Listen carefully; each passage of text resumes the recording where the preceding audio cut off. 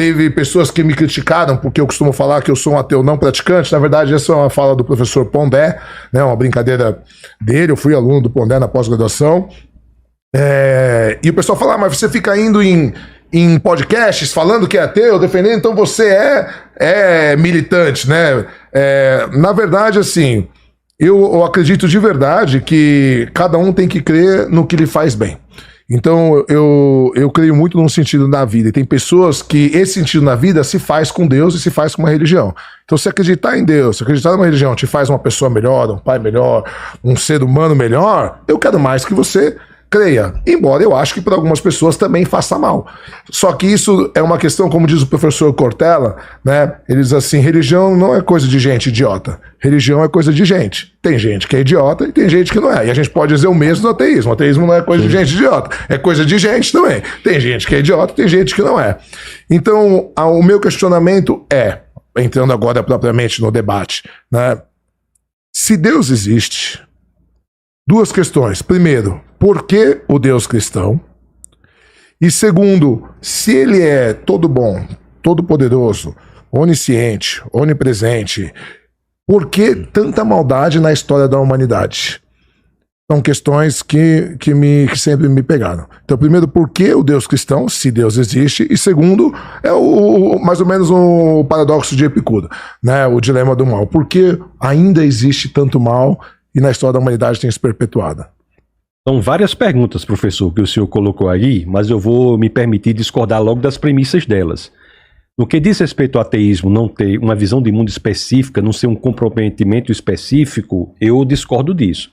Acho que o ateísmo é sim um comprometimento muito sério com o materialismo. Comprometimento muito sério com, por exemplo, a origem da vida por acaso, a origem do universo por acaso, uma não existência de uma fonte objetiva de moralidade. O ateísmo é uma visão de mundo. Eu não creio que uma pessoa possa não ter uma visão de mundo. A questão não é se ela tem ou não tem, é qual a visão de mundo que ela tem. E o ateísmo é uma visão de mundo que traz várias consequências específicas. No que o senhor falou em relação à moralidade, eu jamais diria que o ateu não pode agir moralmente. Pode sim. Há ateus, inclusive, que agem de forma muito mais moral do que muitos cristãos. O que eu acho que o ateu não tem, é aqui que está o argumento, é a base objetiva do porquê ele age moralmente. Não há base objetiva ou fonte objetiva da moralidade. Embora ele possa, mesmo sem crer nessa fonte, que é Deus, agir moralmente. No que diz respeito à pergunta sobre o porquê que há tanto mal no mundo, é porque Deus nos deu o livre-arbítrio. Nós somos pessoas que podemos decidir livremente. E decidindo livremente, podemos acertar ou errar, fazer o justo ou injusto, certo ou errado. Imagine se nós não tivéssemos a possibilidade do erro. Esse seria um mundo moralmente inferior. Um mundo em que a ética seria robótica. Um mundo em que é possível acertar ou errar é um mundo moralmente superior. É um mundo em que, diante da possibilidade do erro, nós escolhemos o acerto. Aliás, o amor, que é o máximo ético possível, só é possível, de fato, na possibilidade do não amor. Você pode até forçar uma pessoa a se comportar como se ela amasse, mas o senhor não pode forçá-la a amar verdadeiramente.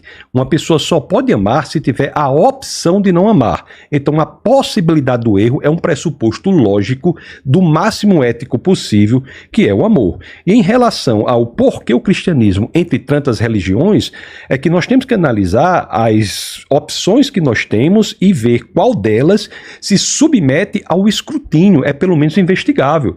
E me parece que, entre tantas opções que há, o cristianismo é a única entre todas as religiões que tem de maneira clara a possibilidade da racionalidade como sustentação da fé.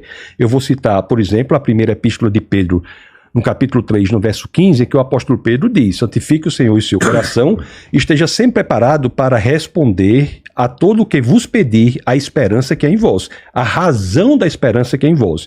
Há um mandamento escritural com base na Bíblia, dizendo que nós devemos saber o porquê da nossa fé. Então, isso é, no meu ponto de vista, entre outras passagens mais sobre as quais, se assim o Senhor quiser, nós podemos nos debruçar, um elemento que diferencia o cristianismo de todas as demais religiões do mundo. Não é que a base das demais religiões do mundo não possam ser verdadeiras, é que elas não são verificáveis.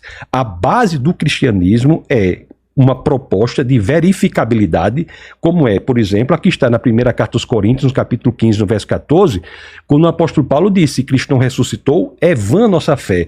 E essa ressuscitação é física, pública, num túmulo público. Então veja que ele não está falando que se eu não tive um sonho, se eu não tive um encontro com um anjo, se eu não tive a sensação, se Deus não falou comigo. Não, ele está colocando o apóstolo Paulo como base do cristianismo um fato investigável. Então isso me parece que coloca o cristianismo numa categoria diferente de todas as demais religiões. E por isso que eu sugiro que, uma vez que a pessoa se convença de que Deus existe, investigue cautelosamente e com muito cuidado o cristianismo como uma opção mais viável. Pronto, 5 minutos, Chileno. Só para...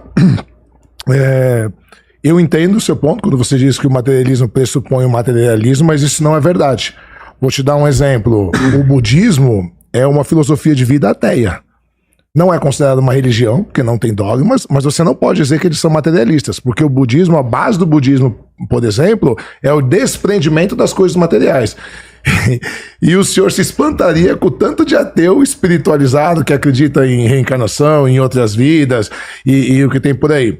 Então, de novo, o que se constrói hoje sobre o ateísmo são ideias que foram impostas tradicionalmente de que, porque na verdade assim, a filosofia, ouso dizer que foi a ciência que mais tentou provar Deus na história.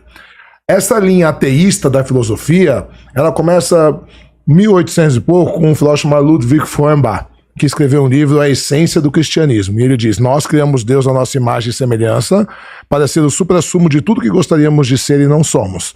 E a partir daí, vem os materialistas, vem Marx, vem Nietzsche, vem Freud. Aí depois, em 1859, vem A Origem das Espécies de Charles Darwin, que não era ateu, embora ele é considerado um dos cavaleiros do ateísmo, né? Porque Freud vai dizer que a terceira grande ferida narcísica da humanidade é a teoria da evolução, quando Darwin mostra que tivemos todos um ancestral em comum.